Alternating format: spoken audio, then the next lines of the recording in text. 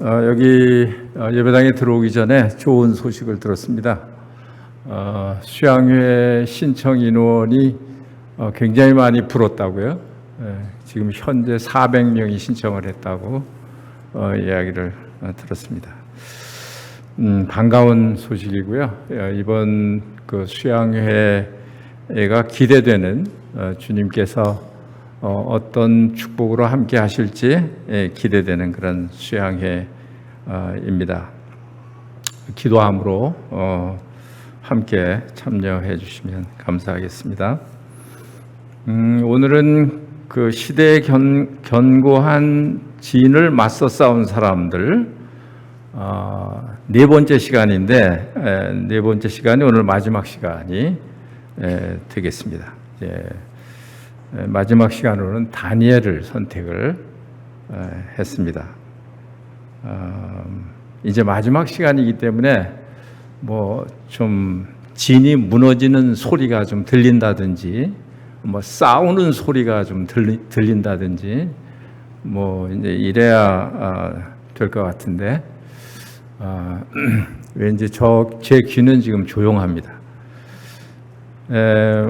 다니엘서를 중심으로 말씀을 드릴 텐데요. 1장과 2장, 3장에 대한 말씀을 드리려고 생각합니다. 오늘 자매님들이 그 4시인가 5시부터 기도회를 하시고 또 저녁 집회 또 이어서 참석을 하시고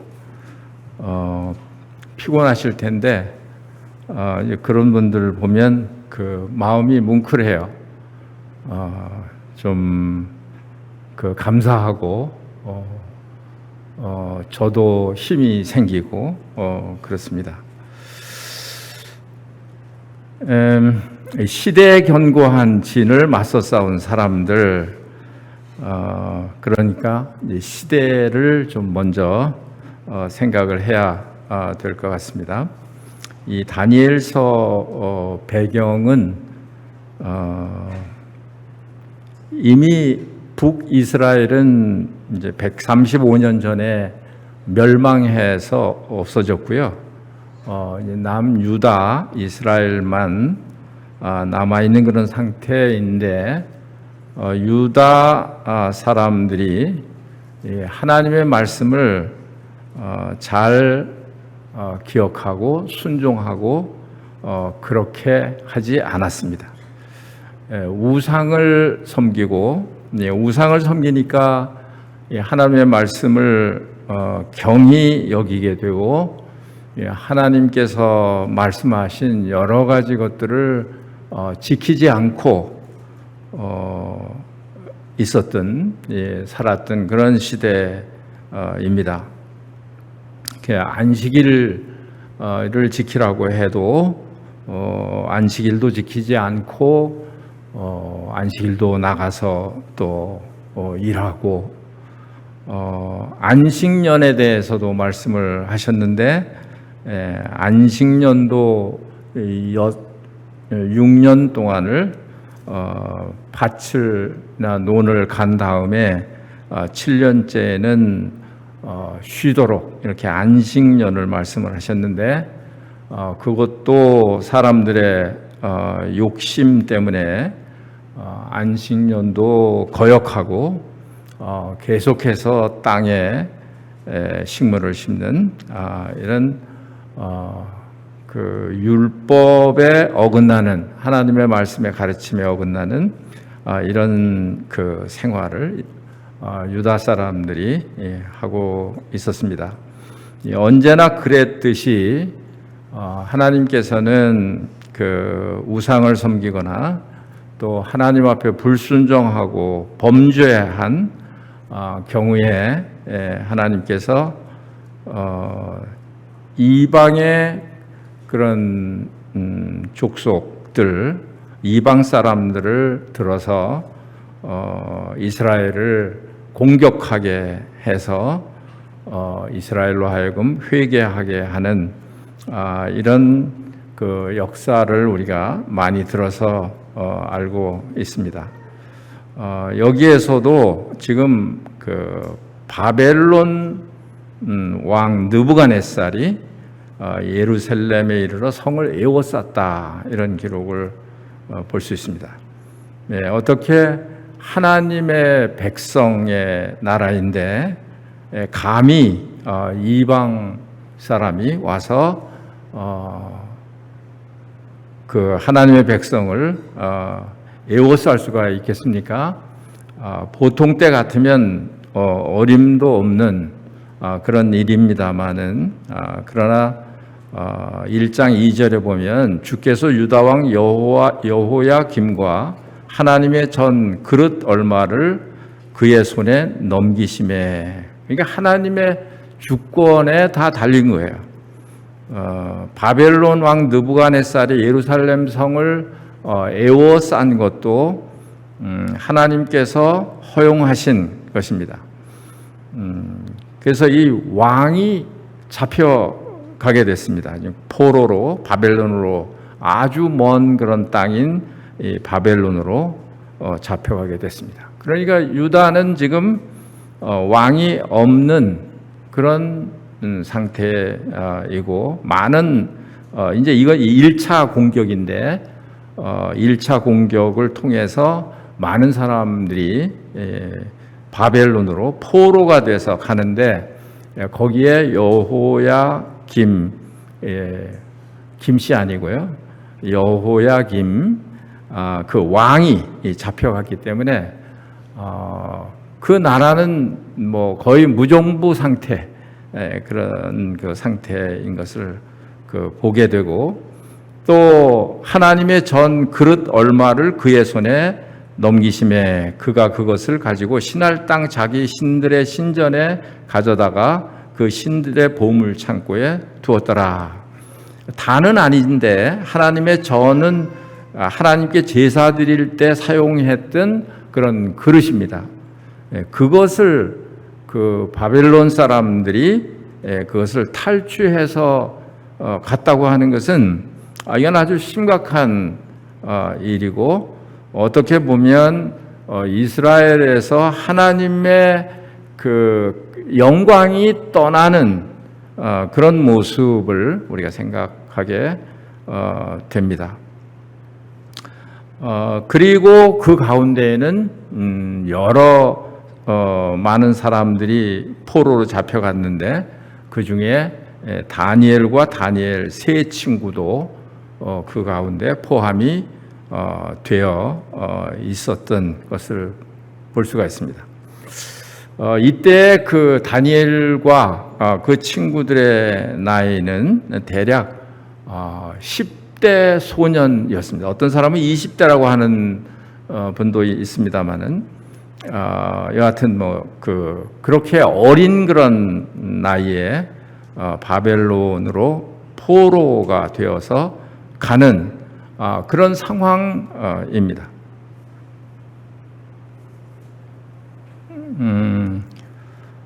그래서 이 사람들이 그 바벨론으로 포로를 가서 그 중에서 아주 똑똑하고 또 모든 지혜를 통달하고 또 지식에 통달하고 학문에 익숙하고 또 용모도 아름답고 흠이 없고 이런 그 소년들을 선택을 해가지고 선출을 해가지고 그 사람들로 하여금 왕을 섬기게 하기 위해서 3년 동안 그 사람들을 이 바벨론의 그런 학문과 언어를 가르치게 하고, 또 특이한 것은 그 왕이 먹는 그런 음식, 또 왕이 먹는 포도주, 그것을 이 사람들에게 먹여서 3년 동안 잘 기른 다음에 그 다음에 이제 왕을 섬기도록, 그러니까 참 대단한 생각이 듭니다. 또 이렇게 3년 동안을 그 사람들을 잘 키워서 그 왕을 섬기는 이런 사람들로 만든다고 하는 거는 이 왕의 그 느부갓네살 왕의 그런 그 위엄이 얼마나 큰 그런 사람이었는지를 우리로 하여금 짐작하게 하는 그런 대목입니다. 그러니까 어떻게 보면 이 사람들은 선택받은 사람들이고 또 사실은 포로로 가서 종으로서 노예잖아요, 노예.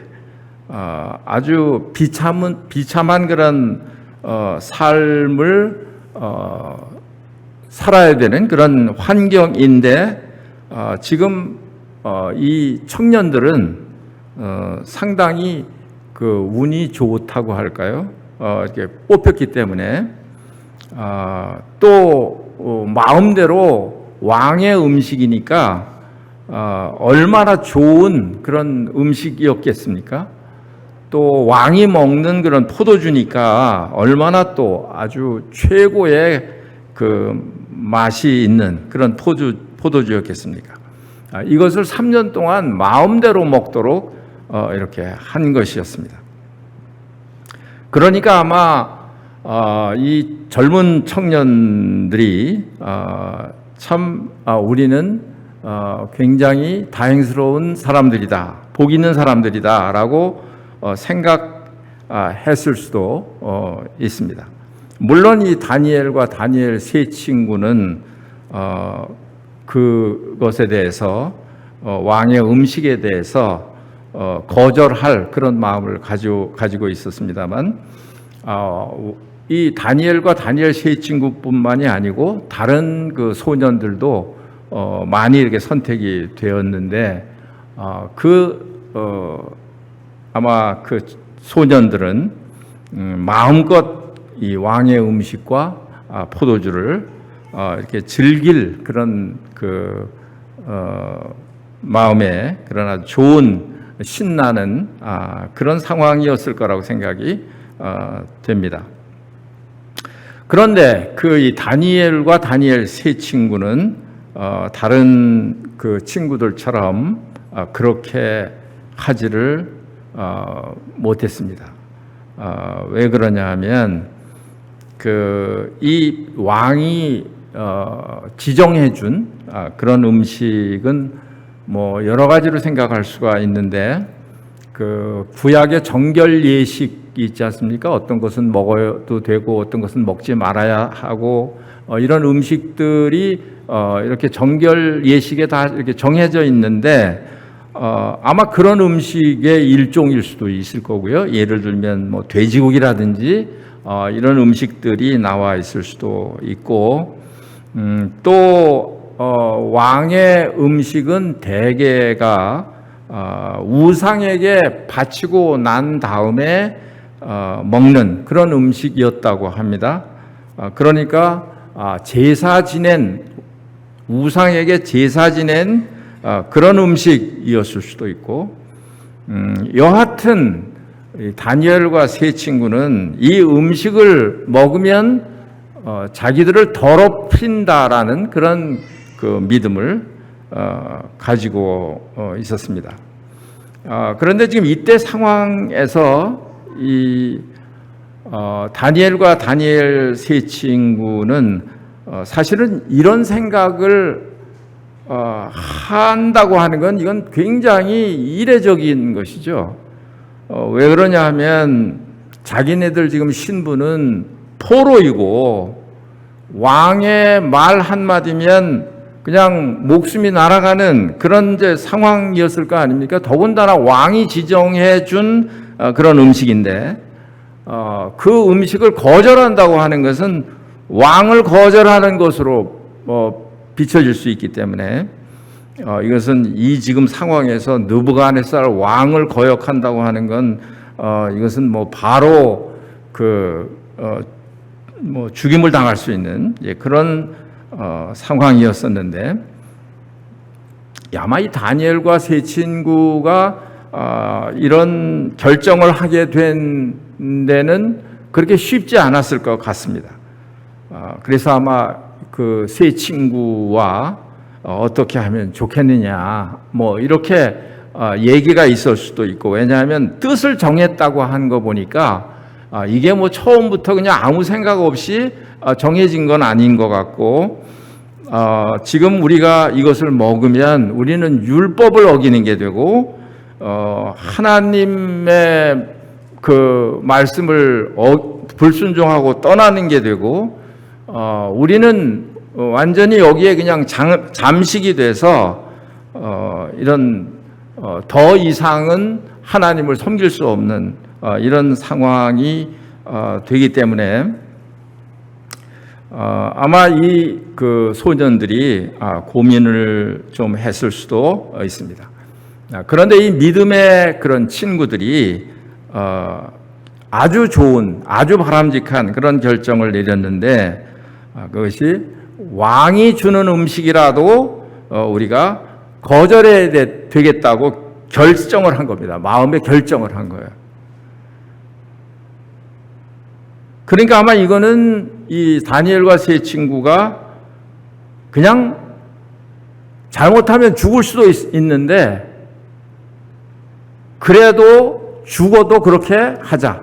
하나님이 우리를 살리실 수 있고 그런 믿음을 가지고 있었을 거고, 어떻게 하든지 우리를 보호하실 수 있는 그런 하나님이시고, 그렇지 않는다고 할지라도 아마 이 다니엘과 다니엘 세 친구는 이런 소년들로서 이렇게 했던 것 같습니다.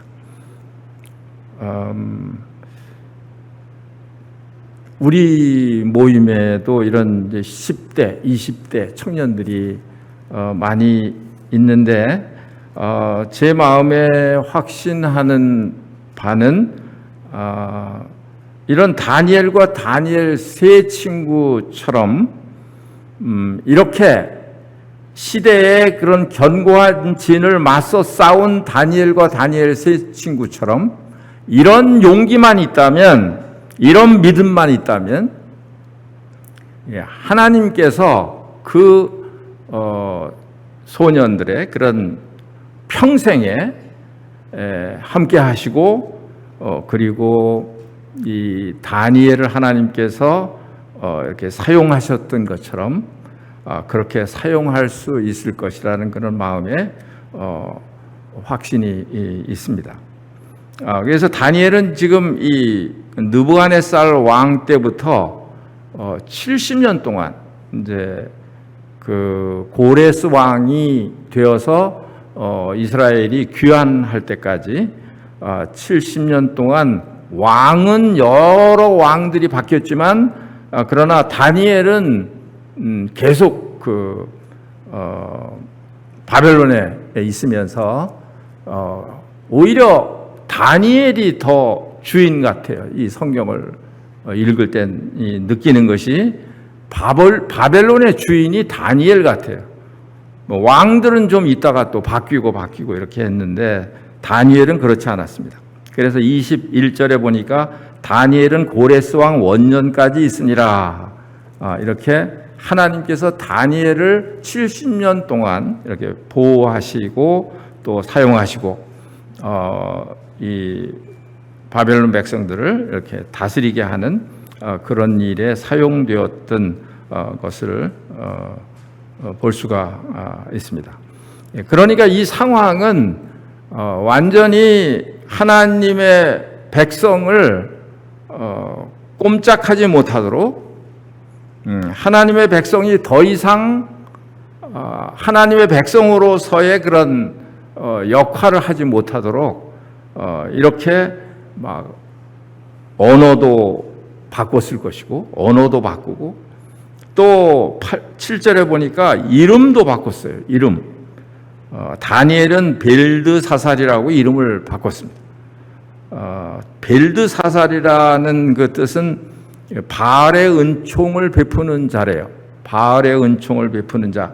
다 우상을 집어넣어서 이름을 다 바꿨습니다. 또 사드락이라고 하는 것은 뭐 태양신에 의해서 조명을 받는 자, 뭐 이런 뜻이 있다고 합니다. 태양신이 들어가고, 그 다음에 메사락이라고 하는 뜻은 아쿠신이라고 있는데, 아쿠신 같은 이가 어디 있느냐, 뭐 그런 뜻이라고 하고요. 또 아벳느고도 지혜의 신이라는 그런 뜻이 있습니다. 그러니까 완전히 이 바벨론 식으로 이렇게 하나님의 백성들을 이렇게 바꾸려고 하는 이런 시도가 있었던 것 같습니다. 마치 우리가 일본에 압제하였을 때 얼마 전에 8.15 광복절을 지냈습니다마는 일본의 압제에서 해방된 그런 날을 기념하는 것이 8.15인데 저는 뭐 실제 겪은 그런 그 세대는 아닙니다마는 우리 전 세대 분들의 이야기를 들으면 언어를 못 쓰게 하고 일본어를만 쓰게 하고 또 한국 이름도 다 일본 이름으로 바꾸게 하고 그래서 완전히 한국이라고 하는 한국의 그런 민족이라고 하는 이런 것을 그냥 이렇게 지워버리려고 하는 이런 생각을 가지고 그렇게 했던 것 같습니다. 여기에 지금 있는 상황이 이런 상황이에요. 그러니까 이 어린 나이에 이런 상황 속에 들어가 있는 지금 이 상황이 정말 우리가 지금 말하고 있는 제목처럼 견고한 진이죠. 견고한 진. 이제 유다 백성은 이제 끝났구나. 이제 망했구나. 이제는 더 이상 이제는 더 희망이 없구나. 이런 이제 상황이었던 것이죠. 그런 상황 속에서 어떻게 이런 견고한 진을 이렇게 헤쳐나갈 수 있느냐, 이길 수 있느냐 하는 것이에요. 그 해답이 여기에 나와 있습니다. 그것이 8절에 얘기한 다니엘은 뜻을 정하여 왕의 음식과 그가 마시는 포도주로 자기를 더럽히지 아니하리라 하고 자기를 더럽히지 아니하도록 환관자에게 구했다. 그런데 이 다니엘과 세 친구가 이렇게 상의한 끝에 뜻을 정하고 왕의 음식을 우리가 먹지 말자. 우리는 그냥 채소만 먹고 이런 더러운 우리를 더럽게 하는 그런 음식을 우리는 먹지 말자. 이렇게 결정을 했는데 이렇게 결정한 것이 사실 중요한 것 같습니다. 그렇게 결정하고 나니까 하나님께서 그 다니엘과 그 세 친구가 하는 일에 개입을 하기 시작을 하셨어요. 그래서 9절에 보니까 하나님이 다니엘로 하여금 환관자에게 은혜와 긍휼을 얻게 하신지라. 이 환관장이 다니엘로부터 이런 얘기를 들었을 때 만약에 이런 마음에 긍휼히 여기는 사랑하는 그런 마음이 없었다고 한다면 그냥 고민할 거 없이 이 다니엘과 이 사람들이 이것을 음식을 거절합니다. 안 먹겠다고 합니다. 그리고 그냥 왕에게 보고하면 되는 것이죠.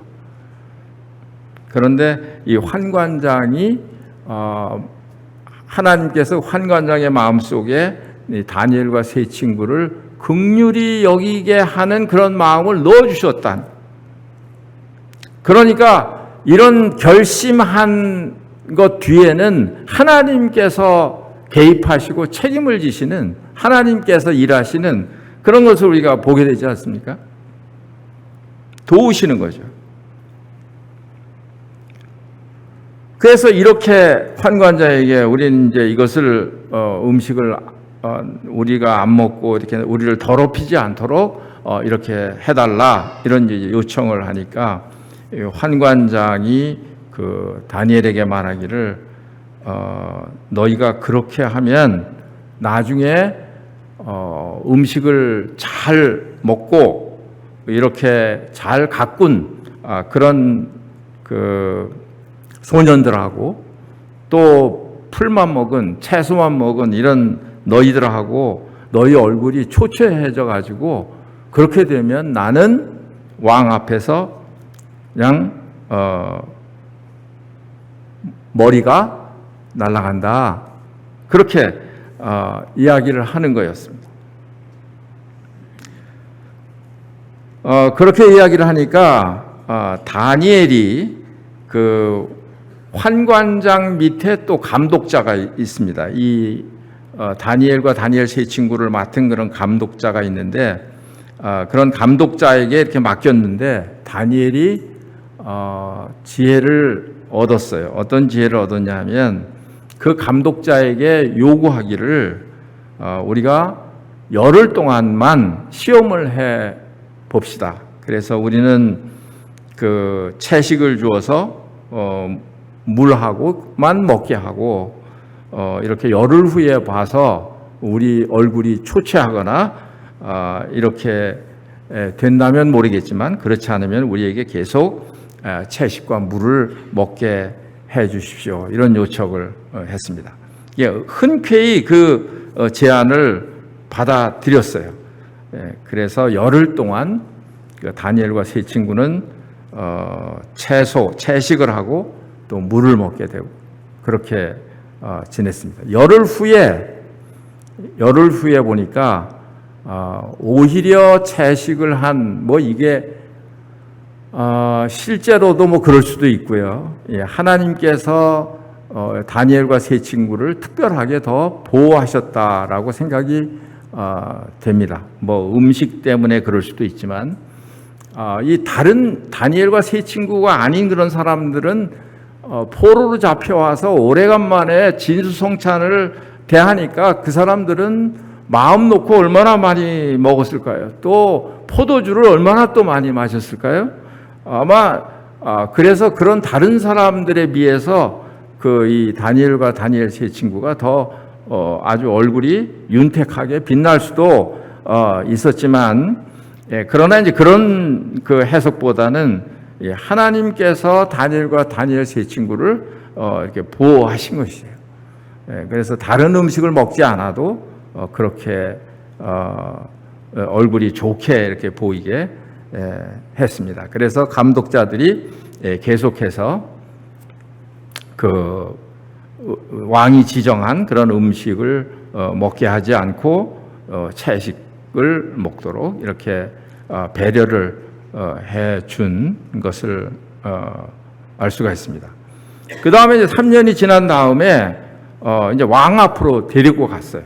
왕이 이제 테스트를 해야 되지 않습니까? 그 사람들이 왕궁에서 섬길 수 있는 그런 그 준비가 되어 있는지 이야기를 해보니까 그 나라에 있는 그런 지혜 있는 사람들, 그 나라에 있는 사람들보다 여기 박수, 술객, 지혜와 총명이 있는 사람들, 이런 사람들보다 다니엘과 다니엘 세 친구가 10배나 더 뛰어난 그런 것을 왕이 보게 됩니다.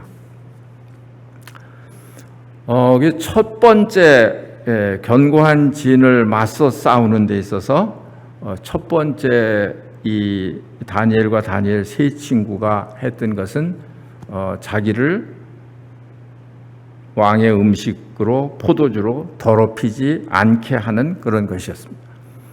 왕의 음식과 포도주를 먹는다고 해서 몸이야 더러워지겠습니까?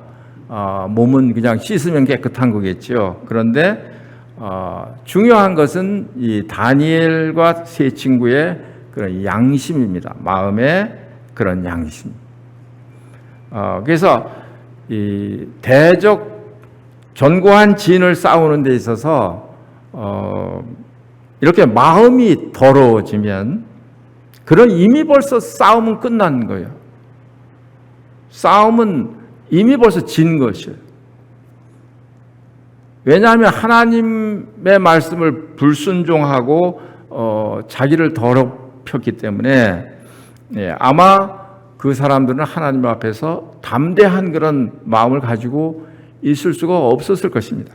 그러니까 이런 상황에서 그냥 굴복하고 우리는 이제 죽었다, 우리는 이제 희망이 없다라고 그냥 포기하고 말지, 이렇게 맞서서 싸우는 이런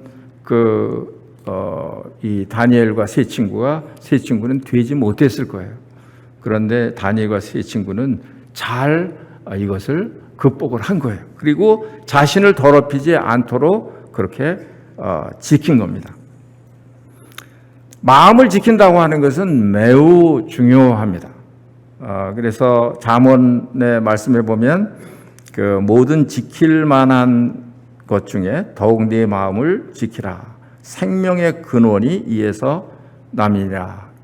우리 마음에서 생명의 근원이 나기 때문에 마음을 더럽히게 되면 생명의 근원이 더럽혀지게 되는 것이니까 그 마음 속에서 생명이 나오기가 어렵게 되는 것이죠. 그러니까 중요한 것입니다.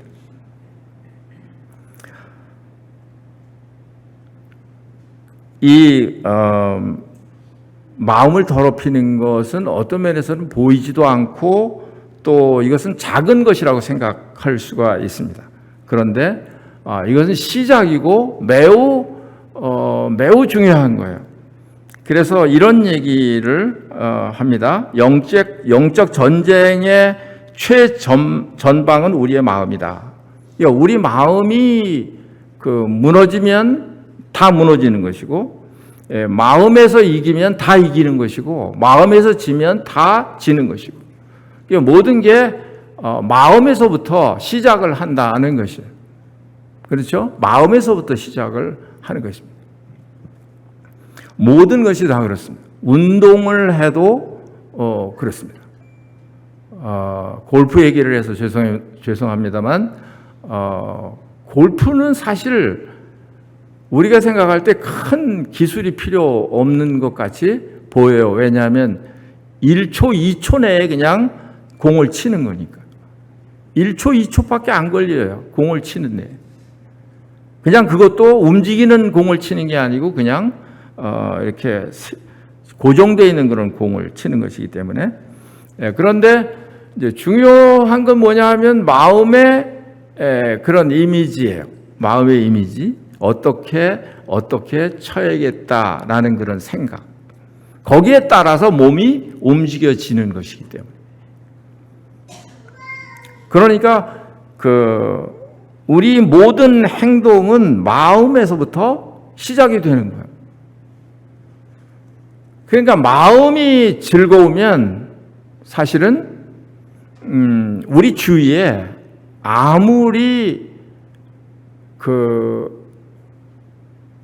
복잡한 그런 일들이 있다고 할지라도 우리 마음이 즐거우면 그 영향을 안 받게 되는 것이죠.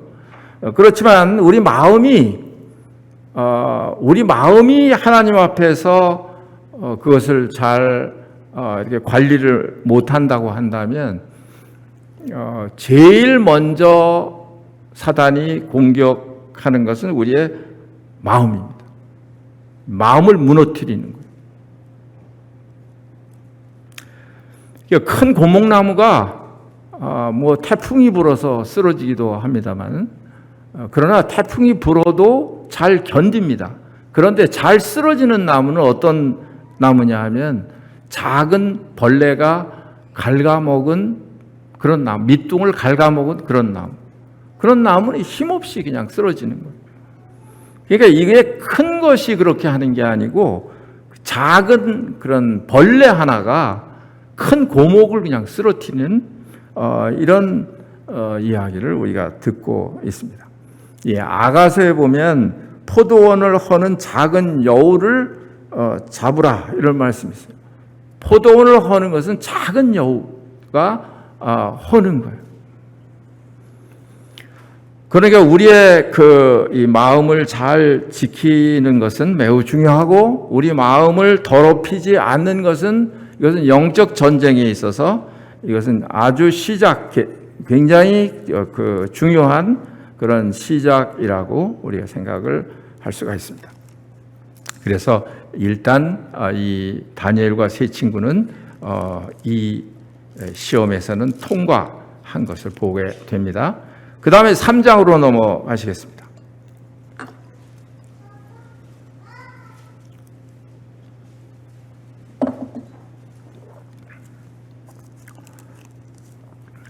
3장에 가면 그 느부갓네살 왕이 금신상을 만듭니다.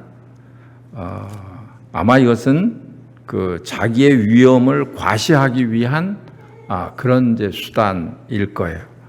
금신상을 만들어서 모든 사람으로 하여금 그 금신상을 숭배하도록 이렇게 명령하는 것을 볼 수가 있습니다. 그래서 그 금신상이 얼마나 큰지 60규빗이라고 했어요. 60규빗이 아마 제가 계산하는 게 맞으면 한 30m 정도 되는 그런 큰 신상을 금으로 만들어 놓고, 그리고 모든 고관들을 다 부른 거죠. 모든 백성들을 그 앞에 불러 모으고 그걸 선포하는 사람이 큰 목소리로 이제 백성들에게, 그 모인 그런 고관들에게 이야기를 하는 것입니다. 그래서 이 나팔이 울거나 이렇게 할 때 이 금신사에게 다 절을 해라. 만약에 엎드려서 절을 하지 않는 그런 사람이 있을 때는 즉시 맹렬히 타는 그런 풀무불에 던져 넣을 것이다. 이건 완전히 공포 정치, 공포. 그러니까 어느 누구도 느부갓네살의 이 명령을 거역할 수 없는 그런 분위기가 되는 겁니다. 그런데 이 외부에서 포로로 잡혀온 다니엘과 그 세 친구가 왕들에게 굉장히 높임을 받고 또 높은 자리에서 이렇게 일을 하도록 이렇게 배려를 하고 이렇게 하니까 그 현지인들이, 갈대아 사람들이 아마 그 사람을 시기했던 것 같습니다. 그래서 그 유다 사람들을 여기에 참소했다 이렇게 기록을 한가 보면 아마 이 사드락, 메삭, 아벳느고가 그 금신상에 절을 하지 않았던 것 같습니다. 절을 안 했습니다. 그러니까 그것을 본 사람들이 가서 이렇게 일러 바치는 거예요. 유다 사람인 이 사드락, 메삭, 아벳느고가 이렇게 느부갓네살이 만들어 놓은 이 금신상에 절을 하지 않았다고 가서 일러 바쳤습니다. 이 느부갓네살 왕이 분노해서 이 세 사람을 불렀죠. 그래서 너희가 이렇게 얘기 들은 대로 금신상에게 절을 하지 않았느냐, 그렇게 이야기를 했죠. 지금이라도 이 음악이 울릴 때 너희가 이 금신상에게 절을 하면 살려주겠다. 어느 누구가 내 손에서 건져낼 그런 신이 있겠느냐, 이러고 조롱을 했죠. 그러니까 이 느부갓네살 왕이 엄청 분이 가득한, 엄청 화가 나 있는 이런 상태였습니다. 그런데 이 화가 난 것은 느부갓네살 왕뿐이 아니에요. 너희를 내 손에서 건져내실 신이 누구이겠느냐, 이런 얘기를 하니까 아마 여기 어떤 그 기록한 말투를 보면 사드락, 메삭, 아벳느고도 분이 났던 것 같아요. 의분이 났던 것 같아요. 속으로 뭐라고 했을까요? 내 손에서 건져낼 신이 누구겠느냐? 그러니까 사드락, 메삭, 아벳느고가 누구긴 누구야? 우리 하나님이시지. 그러면서 뭐라고 얘기를 합니까? 사드락, 메삭, 아벳느고가 왕에게 대답하여 이르되 느부갓네살이여, 우리가 이 일에 대하여 왕에게 대답할 필요가 없나이다. 좀 이 어감이 상당히 그렇죠? 아주 좋은 그런 어감은 아니에요. 또 뭐 이를 번역을 그렇게 해서 그런지 모르겠습니다만 여기도 느부갓네살이여, 어디 감히 포로가 이 바벨론 왕한테 느부갓네살이여, 우리가 대답할 필요가 없습니다. 왕이여 우리가 섬기는 하나님이 계시다면 우리를 맹렬히 타는 풀무 가운데서 능히 건져내시겠고 왕의 손에서도 건져내시리다. 얼마나 단호한 이야기를 하고 있습니다. 왕이 지금 방금 전에 내 손에서 건져낼 신이 누구겠느냐고 얘기를 했는데, 그런데 지금 이 사람들은 왕의 손에서도 풀무불에서도 우리가 섬기는 하나님이 계시다면 건져내실 것이다 라고 이야기를 하는 거예요. 18절이 유명한 말씀이에요. 그렇게 하지 아니하실지라도 왕이여 우리가 왕의 신들을 섬기지도 아니하고 왕이 세우신 금신사에게 절하지도 아니할 줄을 아옵소서. 그런 줄 알아. 완전히 세 친구가 아주 느부갓네살 왕에게 정면 도전을 하는 거예요.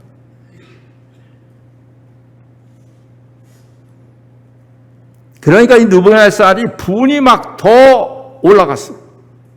막 분이 가득했다 그랬어요. 어떻게 했을까요? 당장 이들을 풀무에 집어넣는데 풀무를 7배나 더 뜨겁게 해요. 7배나. 왕의 명령인데 이 사람들이 그걸 어떻게 적당히 했겠습니까? 정말 7배나 뜨겁게 더 달궜겠죠.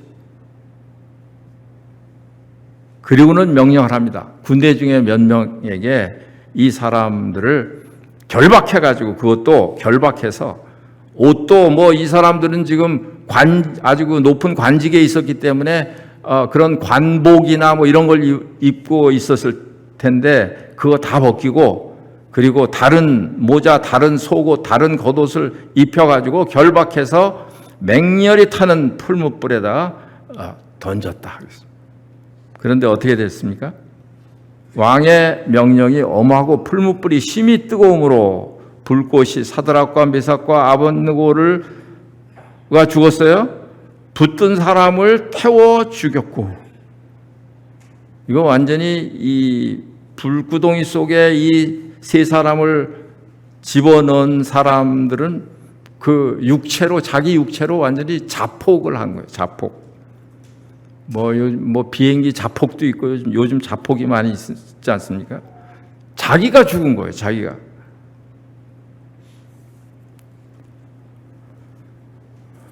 그래서 이 세 사람은 완전히 결박된 그런 상태로 풀무불에, 그 뜨거운 불에 이렇게 던져졌습니다.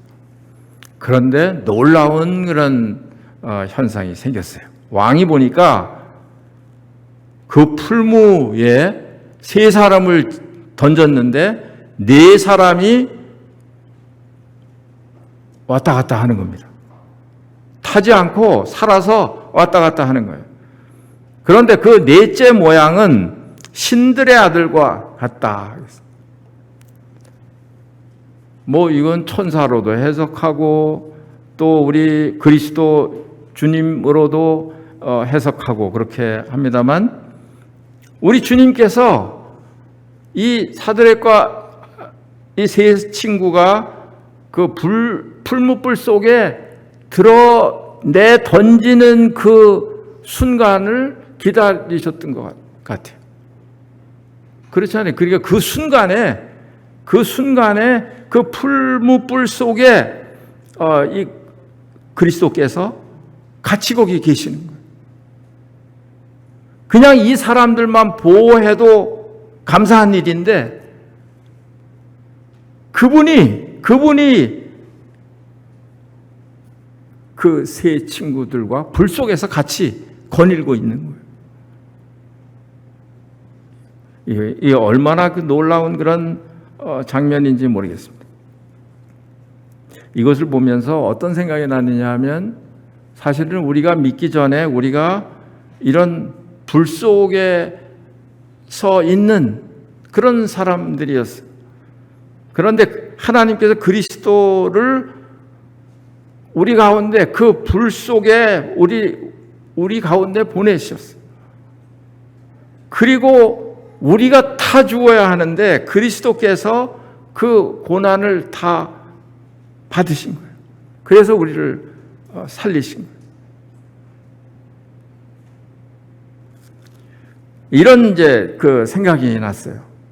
그리스도께서 이렇게 오셔서 그 지옥불의 그런 고통, 그것을 경험하시는 그런 십자가 위에서 그런 고통을 경험하고 그런 고통 가운데 계셨던. 그러면서 외치셨죠. 내가 목마르다라고 외치시고, 거기서 이런 불의 그런 고통을 예수님이 친히 받으신 거예요. 그래서 이제 우리는 그 지옥 불에 들어갈 수 없는 그런 사람이 된 거예요.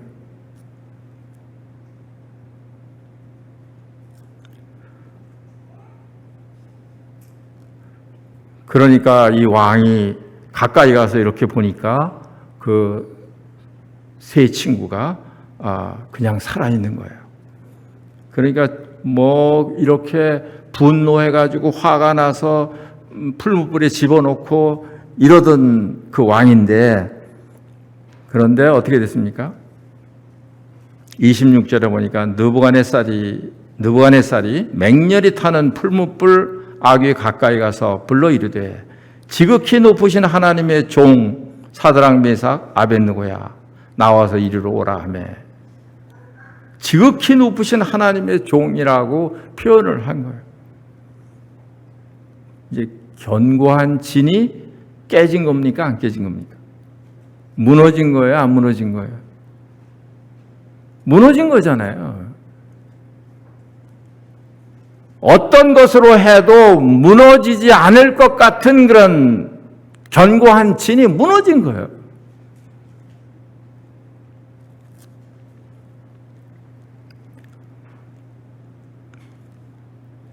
27절에 보니까 총독과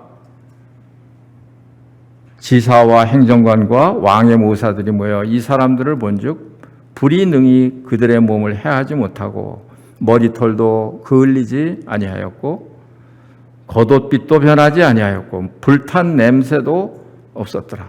완벽하게 하나님께서 이 세 친구가 이야기한 대로 이렇게 불 가운데서, 풀무불 가운데서 이 세 친구를 보호하신 이런 것을 우리가 볼 수가 있습니다.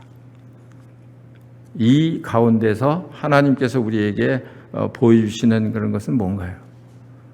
이 세 친구가 그냥 죽음에 자기를 넘기는 거였어요. 왕의 권세를 두려워하지 않는 그런 그 믿음이었습니다.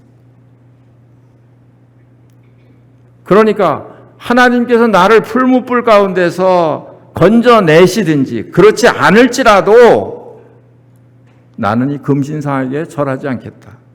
이게 얼마나 귀한 그런 믿음인지 몰라요.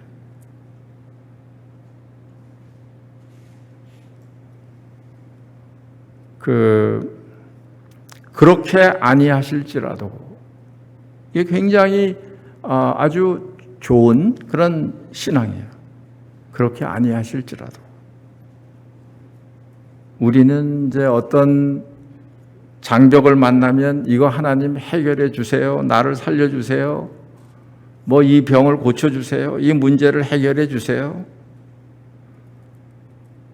이렇게 기도하게 되는데 그러지 않을지라도 감사합니다. 얼마 전에 그 미국에서 어떤 분이 쓰신 건데 한국 교회를 이렇게 평가를 했습니다. 한국 교회가 지금 이단 교리에 무너지고 있다. 그런 기사였어요. 이단 교리에 무너지고 있다.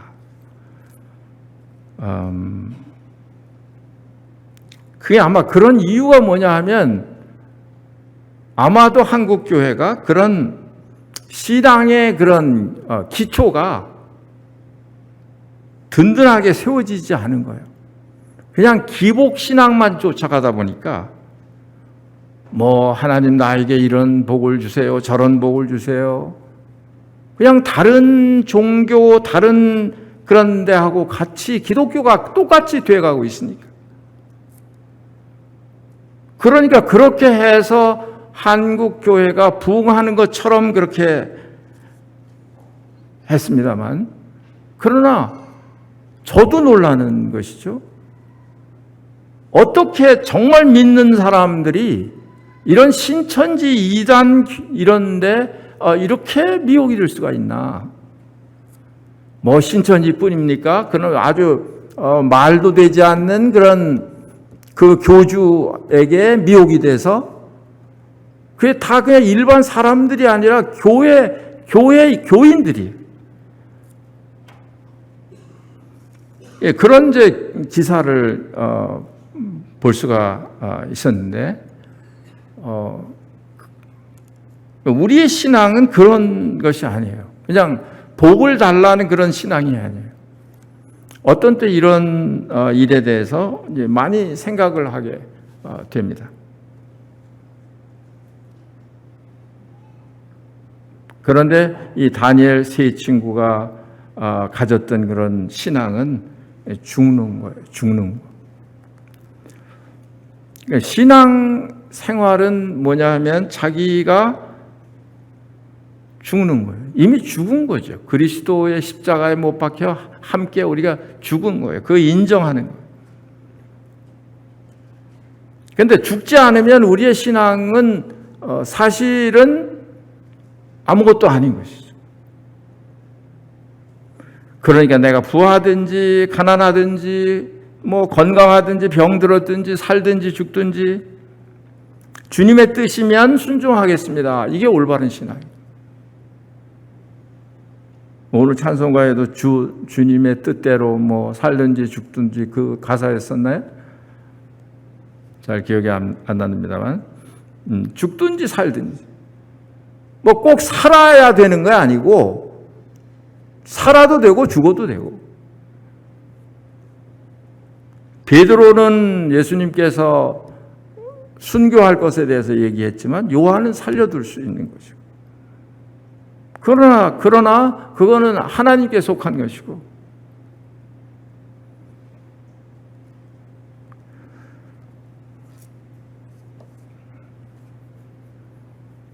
그래서 아마 사도 바울이 나는 날마다 죽는다고 얘기를 했나 봐요.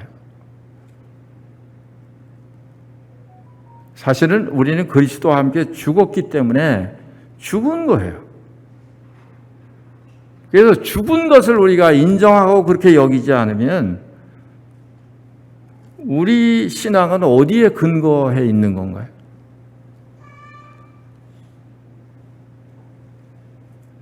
네, 오늘은 이제 거기까지만 하고 이 6장은 이제 언제 기회 되면 다니엘이 그 사자굴에 들어간 그런 이야기입니다.